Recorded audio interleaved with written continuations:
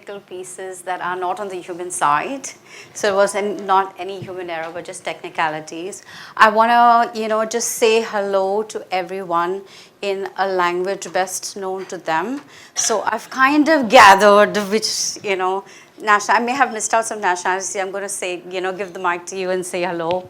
So I'm going to say ni hao, namaste, namaskar, hola, salamat pagi, and I think in Zimbabwe is Makanili. All right. Welcome to the National HRD Conference. It's the World HRD Conference, excuse me. It's an opportunity to stop, pause, and see the human side of the P&L. We keep on talking about numbers, numbers, and numbers, and they're important. Don't get me wrong, they're important. But I think what's more important is how do we understand the human side of leaders undergoing pressure? And pressure does not in any way for the leaders bring down the market. What brings down the market is their ability to make decisions and to make them quicker, to make them faster, to make them better. You see here, we are in an emotional recession, and so you see a 5.8 drop according to a study that has been conducted over about 8 years and over 100,000 people in 100 countries. And it's clearly indicating that there is a drive strand in the emotional intelligence model. And this drive strand has those three competencies of optimism, intrinsic motivation, and pursuing noble goals. Now, all these three, if we don't have it, then we don't have energy. We don't have the effort to make work and complex projects happen at work. And so what happens is, do you know what happens when we don't have energy and effort? Anyone? What happens when we don't have energy and effort at work? Some of the effects. Symptoms, low productivity, lethargy, and burnout. What else? Frustration, yes, and? Sorry? Yes, absolutely. So much of turnover that happens with it. So you'll hear people with low optimism, with no intrinsic motivation lead organizations. How many of us have seen that happen? During mergers and acquisitions or otherwise, have we seen? Oh, only 2, 3, 4.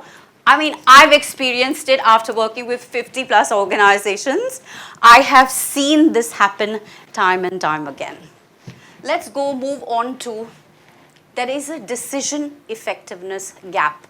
Now, what's interesting is if there's high EQ, okay, then the impact of decisions is 10x. They make it faster, they make it better, and the quality is better as well. Now, what's interesting is that in decision making, again, you have the three strands I talked, the entire strand I talked about. Again, it plays out in different formats in the organization. And when I say decision effectiveness is sometimes the leader pauses, and we don't lose millions of dollars because the spreadsheet was wrong. We sometimes lose billions of dollars because people make the wrong decision and make the wrong choice. And they don't make the right choice daily, consistently in the direction of noble goals. Is it making sense? Yeah? So these are some of the challenges that we tend to experience. Click on. Oh. This also has its own idiosyncrasies. So pursuing noble goals is at 60%. What do we mean by, it at 60%? It means suboptimally. We are choosing our noble goals of the organization every day. We're not consistent at it, and we are suboptimal. So instead of making decisions longer term, we trade long-term decisions. When we're making big complex projects, taking on partners, doing M&As, doing union settlements, we do trade-offs that are band-aid fixes. And those trade-offs reflect in our ability to pursue noble goals. So business growth, as I say, is not constrained by how strategic we are or what our blueprint document looks like.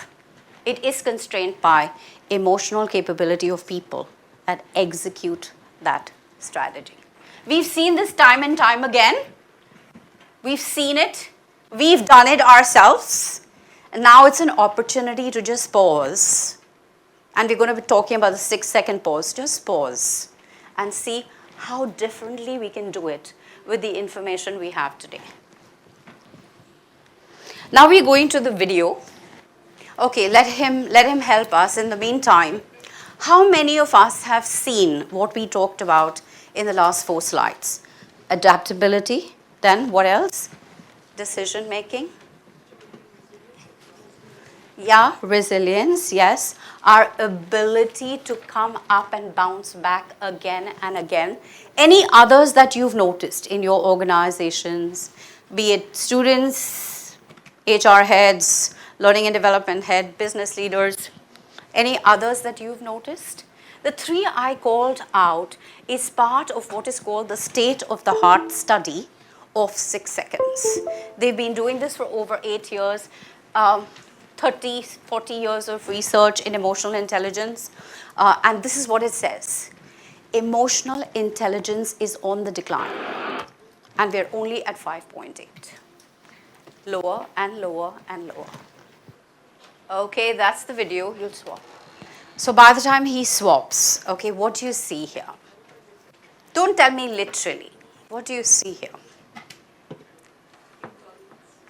Intolerance for? Yeah, okay, intolerance. What else? Hungry man is an angry man. Hungry for the World Cup. But what happened? Did he win it or lose it? Regretting his decision, but only after the fact, right? Yes, yes. Anger is 1 letter short of danger. Oh, absolutely. You hit the nail on the head. You should be up here. What else? What else do you see? Aggression, absolutely. So the aggression was from whose side? Zidane or Materazzi? Was it Zidane who head-butted him or Materazzi? It was Zidane's aggression. No, but Materazzi, sometimes what happens is in organizations, we have this high tolerance for toxic high performers, right? Don't we? And we have them say things to underperformers or their bosses or whoever else, right? We say this. And what ultimately happens is there's this feeling in other people like I want to just go punch him. So what Zidane did was punched Materazzi, who said something.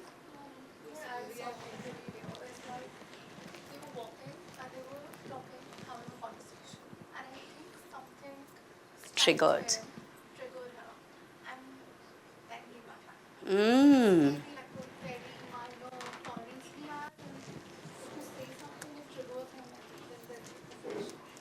Absolutely.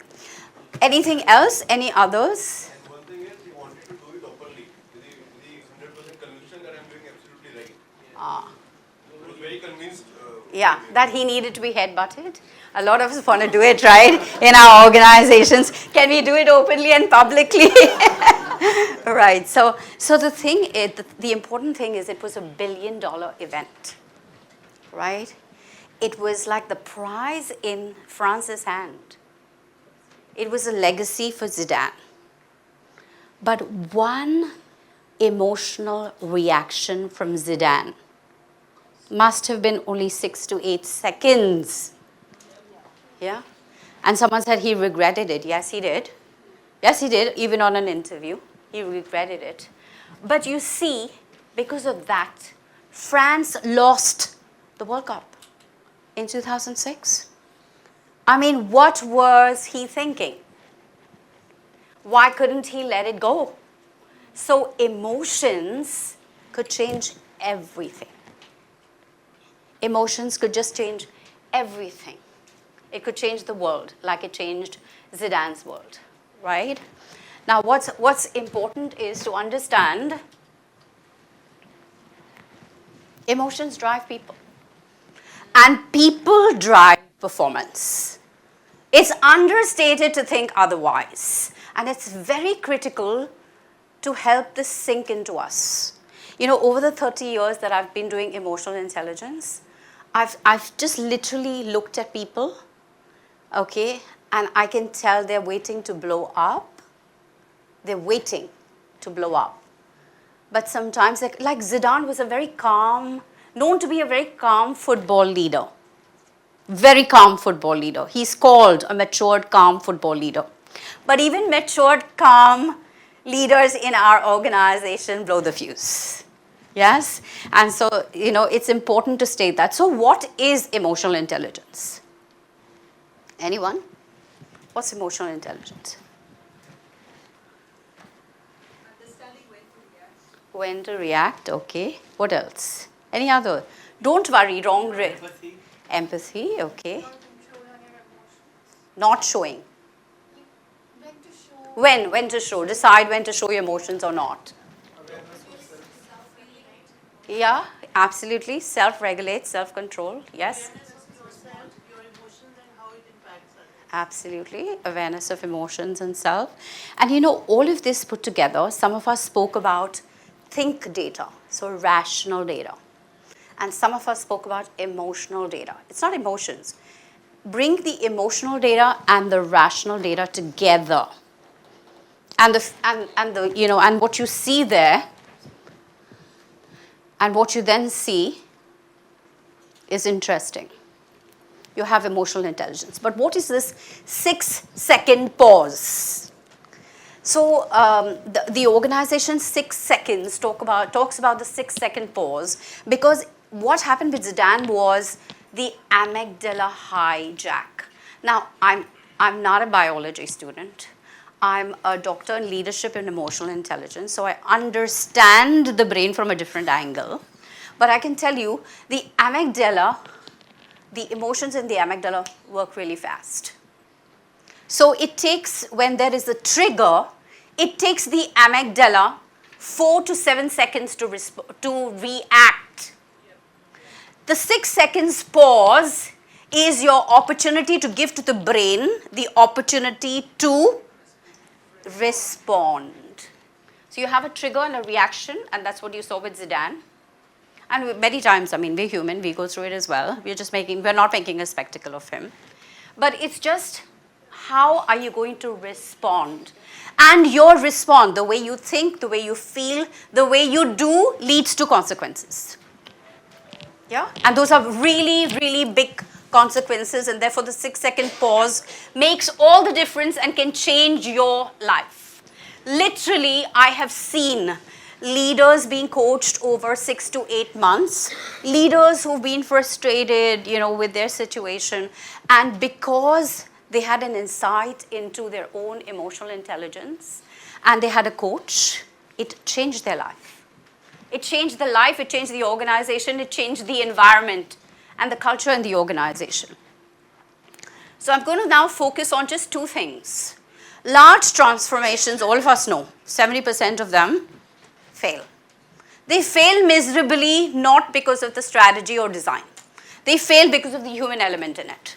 The drive, remember the drive strand? I keep talking about, remember those 3 emotions. They're critical in each one of our lives, if you want to work in any form. So manager effectiveness and leadership effectiveness are the 2 key sides of the same coin. I talk about manager effectiveness because manager accounts for 70% of variance in engagement from team to team to team to team, right? And then you see metrics over there. And then you say leadership effectiveness. Leadership performance is determined by how the leader, his ability and his capacity and capability to lead change. Not respond to change. Lead change from the front. Yeah? And you see there, leadership effectiveness, you see a 58% variance in the way they lead their organizations through change. And then you see the effects of it. That's numerous. The effects are really compounding. They're compounding on productivity, on retention and loyalty. But this leads to sustained growth. And I call emotional intelligence really an operating system of leadership because it's at the back end with all the processes. You know, the empathy, the judgment, what the leader does, what the leader says, how the leader thinks, how the leader feels. That has an impact on the whole team and the whole organization. You'll be surprised. You know, engagement studies say, Gallup engagement studies validate this, right? They say people don't leave the organization. They leave their managers.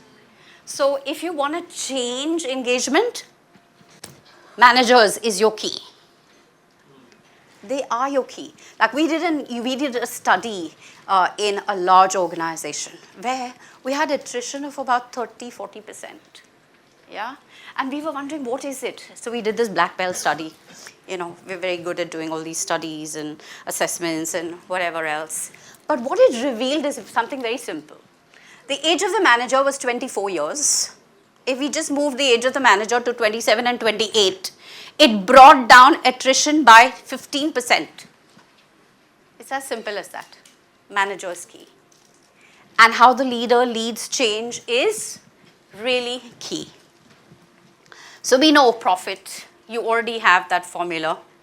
But it's looking at emotional intelligence as the behind system, the back end system of your leadership. Now these are the 5. It's a set of 5 profit drivers. I'm not going into the details of this. You know, you can take a pick. We're so good at doing this. Take a pick, but have a look at it. Because these 5 drivers, if you tie EQ to these 5 drivers, I literally guarantee you a change in your organization. Now, why do I say this? Because I've done it for 50 plus very large organizations, including governments. Just these 5. You all know this as well, but the multiplier effect lies in looking at the individual, looking at the team, and it will automatically take you into financial results. I've seen organizations link it. Let me put you on to the last slide. Real life studies. Okay, and I want you to just read through it. I'm not going to, get into it because our prestigious host has told me that I'm ticking on time. Yeah, so it's important because these are real life studies. These are what we've done. Okay, so I'm not talking in the air. Yeah, I can show you numbers, I can show you data. I just can't show you the organization's name. Sorry. Literally, an organization said we wanted to move from know-it-all to learn-it-all culture. And it was through emotional intelligence.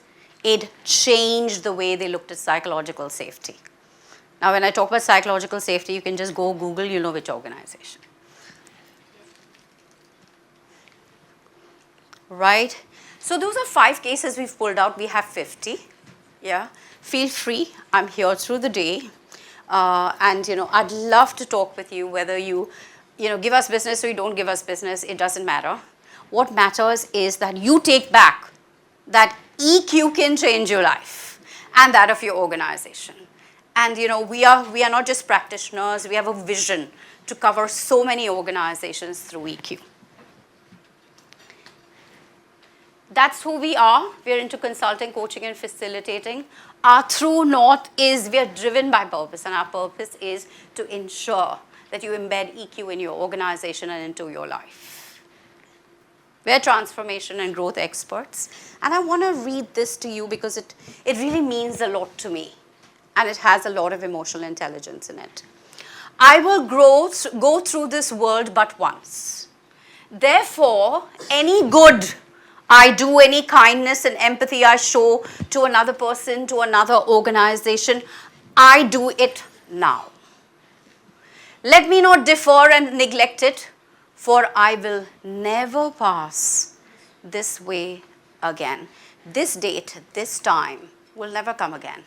So I thank you for the opportunity. Thank you for participating, for listening, for taking back that EQ can really change your life.